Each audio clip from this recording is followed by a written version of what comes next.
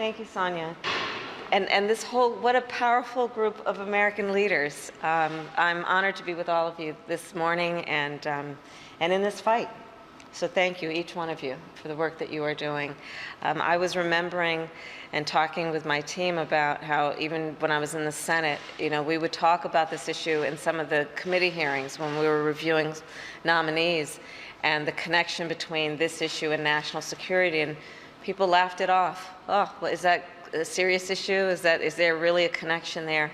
And it's only been a few short years where people are, because of the extreme nature of it and the rapidity of the time that has passed in terms of the escalation of the issue, that people are finally understanding what you all have been working on for years and years and years. So thank you for that, and to everyone here. So as many of you know, I am a daughter of California. And as a result, many things have probably flowed from that, pardon the pun, but one of them has been, I have been my entire life acutely aware of the reality of water scarcity.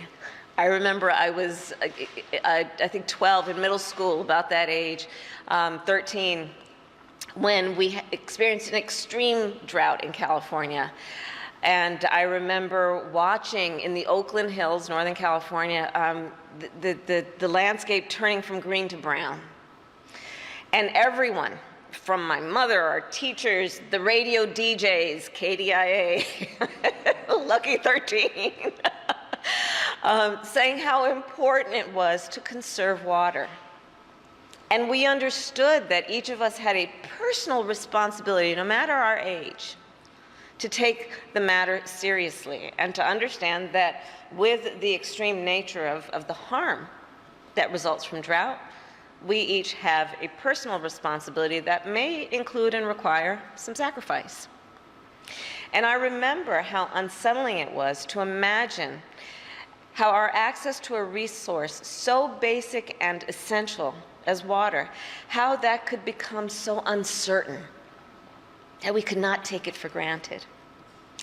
It is a reality that more and more people in our nation are, however, experiencing and understanding this issue every day.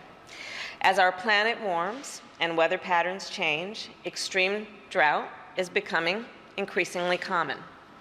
At this moment, about 90 million Americans are living under drought conditions, and the start of summer is still weeks away. Across the West, we have seen the terrible cost of the climate crisis. And I have visited many of the places where we have seen the wildfires, where families have lost their homes and their loved ones, where entire communities have been wiped out. I have met with and talked with the firefighters. My brother-in-law is a firefighter in California. And many of them who work 24-hour shifts in some of the most dangerous conditions that you can imagine to keep us safe. Farmers and agricultural workers who lost their livelihoods because the rains just simply did not come. And communities who have felt firsthand how the economic impact of water scarcity ripples out, driving up prices and driving a real sense of urgency about what also results in terms of lack of opportunity. And that's not all. Our nation also faces water insecurity challenges beyond those driven by climate change. For decades, of course, our country has chronically underinvested in water infrastructure, depriving many communities of reliable access to safe drinking water. Take the issue, which many of us have worked on together, of lead pipes. Lead is a poison. For adults drinking water contaminated with lead, it can lead to an increase in blood pressure and a decrease in kidney function. For children, it can stunt growth, slow down learning, and cause irreparable damage to the brain. And yet today, as many as 10 million households get their water through lead pipes and service lines in America, as do up to 400,000 schools and child care facilities. As a result, our country today, in this country, more than half of children under the age of 6 are at risk of lead exposure. Obviously, this is unconscionable and utterly unacceptable. Every person in our nation deserves access to clean water, and every community in our nation deserves water security.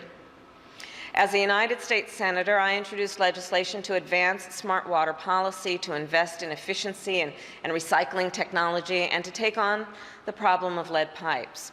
Over the past year, I have met with many world leaders to discuss these issues, from the King of Jordan to the Prime Minister of Vietnam to the President of Israel. Our administration recognizes the urgency of water security, which is why our President, Joe Biden, invested over $63 billion in our nation's water infrastructure through the bipartisan infrastructure law, to put us on a path to remove every lead pipe in our country within the next 10 years, and to fund water efficiency, water reuse, and groundwater storage projects, hopefully emphasizing underwater storage projects, in communities across our nation. In addition, our administration has made drought resilience a priority. Today, we are releasing the one-year report of the first-ever Drought Resilience Interagency Working Group. It will help chart our nation's path forward to a more sustainable future. Since we took office, our administration has made important progress in protecting water security here at home. We also recognize how important it is to extend that work beyond our nation's borders. Today, billions of people around the world do not have access to clean, safe water. And in the coming years, climate change, population growth, urbanization, and environmental degradation will only drive that number higher. By 2030, almost half of the world's population will struggle to meet their water needs. Think about that. Almost half of the world's population will struggle to meet their needs to have access to water. And it will, of course, have then a profound impact on America's interests around the globe. Water insecurity makes our world less stable. When water is scarce, it becomes more difficult for communities to produce food, as these experts have talked about, more difficult to protect public health and to drive economic growth. This, in turn, as has been discussed, can lead to mass migration, which can put significant pressure on neighboring communities. Water insecurity also makes our world less safe. Disputes between countries or communities over limited water resources can predictably, and by extension, over time, provoke armed conflict. So let's get in front of this. Let's take it seriously. Let's understand the various ramifications of this issue. And let's also deal with the reality that within the variety of issues that are presented, there is the issue of equity. Because finally we know that water insecurity makes our world less equitable. Think about it this way. In many countries, the responsibility for collecting water disproportionately falls on women and girls. Worldwide, women and girls spend 200 million hours a day, 200 million hours a day gathering water. That is 200 million hours that could have been spent. We often around this place talk about opportunity costs. Let's have that discussion. It is 200 million hours a day that could be spent by those women and girls in school, at work, or at home with loved ones. And unless we take action to make water more accessible for communities around the world, that number will only grow in the coming years. So it comes down to this. Many of our most fundamental national security interests depend on water security. And that is why today we are releasing our action plan on global water security. This action plan will cement America's role of leadership on water security issues. And it will do so first by fully committing our nation to the collective fight to provide access to safe water, hygiene, and sanitation services in every community in every country. Second, by sharing our world-leading water data, which we are collecting on the ground, literally, and through satellite technology. Collecting that data and sharing it, and the technical expertise that comes with that, with the international community to help manage and preserve global water resources.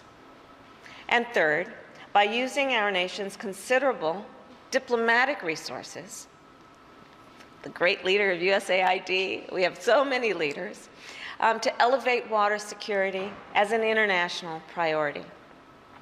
This action plan will help our country prevent conflict and advance cooperation among nations, increase equity and economic growth, and make our world more inclusive and resilient.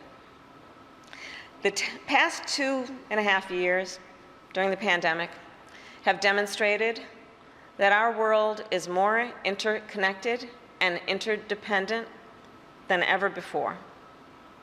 Water scarcity is a global problem, and it must be met with a global solution. So today, we make clear the United States will be a leader in the solution. Thank you all for your partnership in this fight. Together, I know we will create a future in which every person in every community has access to our world's most precious resource. Thank you all.